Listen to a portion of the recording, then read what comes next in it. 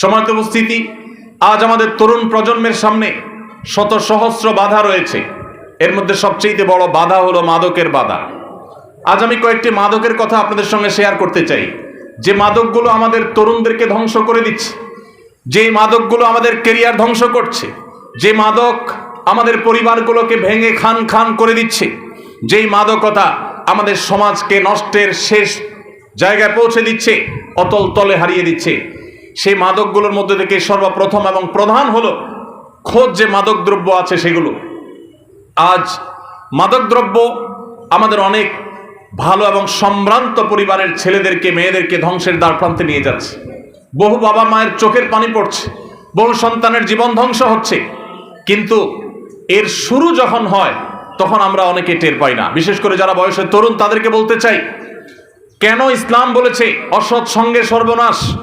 কেন আল্লাহ সুবহানাহু ওয়া তাআলা কোরআনে নির্দেশ করেছেন, ইয়া আইয়ুহাল্লাযীনা আমানুত্তাকুল্লাহ ওয়া কুনু মা'আস সাদিকিন, হে ঈমানদারেরা, হে মুসলিম সদস্যরা, তোমরা সব সময় আল্লাহর তাকওয়া অবলম্বন করবে, আর এটার জন্য সত্যবাদী, ভালো, নিষ্ঠাবান এবং খালিস ভালো মানুষদের সান্নিধ্য এবং তাদের সংস্রব গ্রহণ করবে। আমরা যারা বয়সে তরুণ, আমরা লক্ষ্য রাখবো আমরা কাদের সাথে মিশছি। আমি যাকে বন্ধু হিসাবে গ্রহণ করছি, আমি যার সাথে মিশছি, যার সাথে উঠা বসা করছি, সে ভালো মানুষ কিনা, সে ভালো মুসলিম কিনা, সে 5 ওয়াক্ত নামাজ পড়ে কিনা। যিনি 5 ওয়াক্ত নামাজ পড়েন তার দ্বারা কখনো মাদক আসক্ত হওয়া সম্ভব নয়। পৃথিবীতে যত খুনি পাবেন, সমস্ত খুনিদের প্রায় সবাই কোনো না কোনোভাবে মাদকের সাথে সম্পৃক্ত। যত অপরাধী পাবেন তাদেরকে দেখবেন বেশিরভাগ অপরাধীরাই কোনো না কোনোভাবে মাদকের সাথে সম্পৃক্ত। কিন্তু পৃথিবীর ইতিহাসে একজন নামাজিও হয়তো দেখাতে আপনি পারবেন না যেই নামাজি 5 ওয়াক্ত নামাজ পড়েন আবার মাদকের সাথে কোনোভাবে সম্পৃক্ত। সম্মানিত উপস্থিতি, আজ সেজন্য আমাদেরকে দীপ্ত কণ্ঠে শপথ করতে হবে, আমরা মুসলিম হিসাবে ইসলামটাকে প্র্যাকটিস করব। এর জন্য কোনো প্রকার হেজিটেশন আমাদের হবে না, হীনমন্যতে আমরা ভুগবো না। আমরা সেই ইসলামের অনুসারী যে ইসলামে আমাদের সমস্ত সমস্যার সমাধান আছে। আজকে আমাদের আইন শৃঙ্খলা রক্ষাকারী বাহিনী, তারা কিশোর গ্যাং এটা মোকাবেলা করতে গিয়ে হিমশিম খেতে হচ্ছে।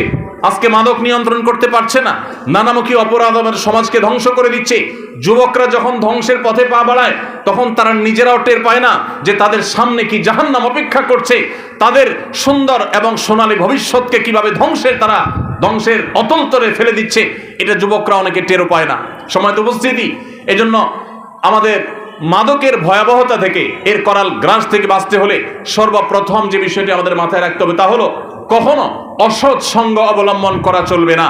সব সময় নামাজি, দিনদার, আল্লাহভীরু সঙ্গীকে সঙ্গী হিসাবে গ্রহণ করতে হবে। মনে রাখবেন, কেউ জীবনে প্রথম মাদকের যে সমস্ত ট্যাবলেটগুলো আছে, যে সমস্ত সিরাপগুলো আছে, এগুলো সেবন করা শুরু করে দেয় না, এগুলো প্রথমে শুরু করে না।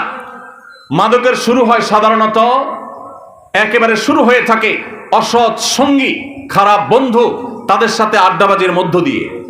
এরপরে মাদকের দ্বিতীয় ধাপে এসে ধূমপায়ী বন্ধুদের পালায় পড়ে ধূমপান করে, এটা হলো মাদকের দ্বিতীয় ধাপ। মাদকের তৃতীয় ধাপে মানুষ একটা পর্যায়ে গিয়ে মাদক দ্রব্যের দিকে হাত বাড়িয়ে ফেলে।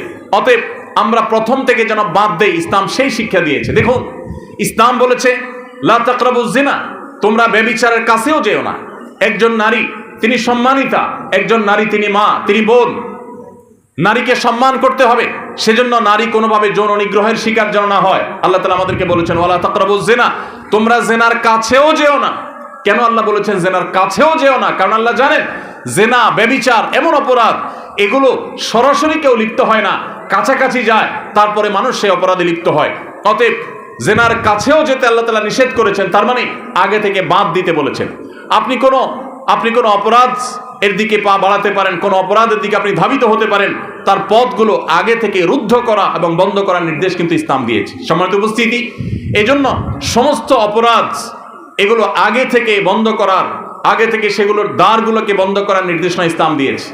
আপনি দেখবেন আজ এই ভোগবাদী সমাজে একদিকে বিজ্ঞাপনী বিলবোর্ডে, একদিকে সংবাদের মাধ্যম নামে, একদিকে বিনোদনের নামে, শিক্ষার নামে, নানা নামে আমাদের যুবকদেরকে ব্যভিচারের পথে প্ররোচিত করা হচ্ছে, তাদেরকে উদ্বুদ্ধ করা হচ্ছে, তাদেরকে নানাভাবে উস্কে দেওয়া হচ্ছে, তাদের চরিত্রকে তারা ঠিক যেন রাখতে না পারে সেভাবে নানাভাবে আজ সংস্কৃতির নামে, বিনোদনের নামে, নাটকের নামে, সিনেমার নামে, বিজ্ঞাপনের নামে, প্রচারের নামে, নিউজের নামে, নানা নামে আজ সেখানে নারীকে উপস্থাপন করা হচ্ছে, যার কারণে যুবকরা বিপদগামী হয়ে যাচ্ছে, ধ্বংসের অতল তলে হারিয়ে যাচ্ছে।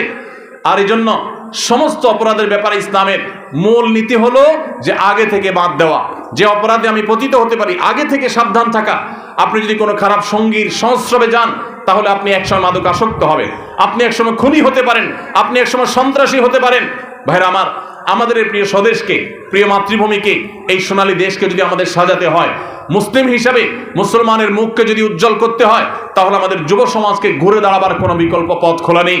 যুবক ভাইরা, আপনাদেরকেই শপথ করতে হবে, মাদকের বিরুদ্ধে দাঁড়াতে হবে। মনে রাখবেন, মাদক মানুষের বিবেককে ধ্বংস করে দেয়। মানুষের বিবেক লোপ পেয়ে যায় মাদক আসক্তির মাধ্যমে, মাদক সেবনের মাধ্যমে। বিবেক হলো আল্লাহ তাআলার সবচেয়ে বড় নিয়ামত। যেই দ্রব্য গ্রহণ করার মাধ্যমে মানুষ অস্বাভাবিক হয়ে যায়, মানুষ পাগল হয়ে যায়, মানুষ বিকৃত মস্তিষ্ক হয়ে যায়, মানুষের স্বাভাবিকত্ব থাকে না, সেটা কখনো সুখাদ্য, সেটা কখনো সুপানীয় হতে পারে না, সেটা কোনো আদর্শ খাবার বা পানীয় হতে পারে না। কোরআনে আল্লাহ রাব্বুল আলামিন বারবার সাবধান করেছেন, কারণ মানব জাতির ধ্বংসের জিনিসগুলো সম্পর্কে আল্লাহ তাআলা আমাদেরকে সাবধান করেছেন। আল্লাহ তাআলা আমাদের প্রতি দয়ালু। ভাইরা আমার, গোটা পৃথিবীতে যত মানুষ দেখবেন, এর মধ্যে যারাই মাদকের সাথে কোনো না কোনোভাবে ইনভলভ হয়েছেন এবং মাদকাসক্ত হয়েছেন এবং মাদকে ইউজ টু হয়ে গেছেন, এই মানুষগুলো তারা নিজেদের বিপদের কারণ হয়েছে, তারা সমাজের বিপদের কারণ হয়েছে, তারা ধ্বংস টেনে এনেছে নিজের এবং পরিবারের এবং দেশের এবং মানব সভ্যতার ধ্বংস তারা টেনে এনেছে। ইসলাম এমনিতে নিষেধ করেনি।